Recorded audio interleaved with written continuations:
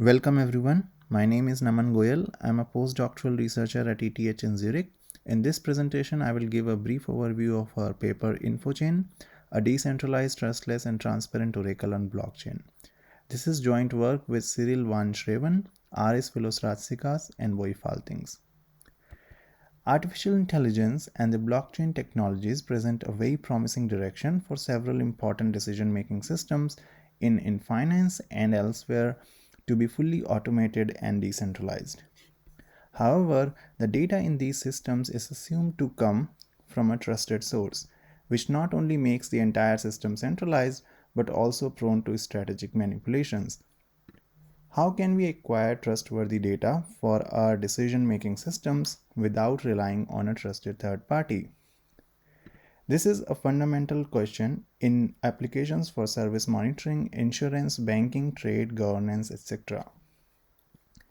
Crowdsourcing is a promising way to decentralize data acquisition process, but there are many challenges to address before we can rely on crowdsourced data to make decisions.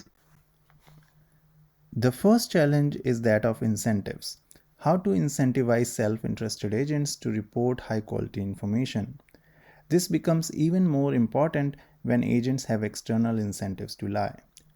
Once we have determined the right incentive mechanism, the second challenge is how to implement this incentive mechanism in a transparent and trustless manner. This is where Ethereum smart contracts can help us. But there are again many non-trivial challenges when it comes to Ethereum implementation, such that the incentive compatibility is not compromised due to the open nature of blockchain. Another important issue with Ethereum implementation is gas cost. Computation on blockchain remains very expensive, and this increases the overall cost of information acquisition. So how can we optimize this cost? To address all these issues, we design and implement a novel system called Infochain. Infochain uses peer consistency mechanisms to incentivize truthful reporting. It also implements a commit reveal protocol, a random peer selection protocol, and several write and compute optimizations. On Infochain, information requesters deploy the smart contract with required budget and deposit and post the questions. Information providers select the questions to answer. Then they submit answer commitments with deposits. Once all agents who have selected a question have finished submitting their commitments for the question or the commitment phase expires, they can reveal their respective secret keys and answers. If the commitment of an agent matches her revealed answer, the answer is written on the chain, otherwise it is discarded. Finally, the smart contract settles the payments and deposits of the information requesters and the providers. The proposed commit reveal and random peer selection protocols ensure that the incentive compatibility of the mechanism is preserved even in a transparent blockchain environment. To minimize the cost of writing on the chain, agents on Infochain combine multiple answers in the form of a bit vector. To reduce the cost of computing the rewards, a set of so-called intermediary values is introduced.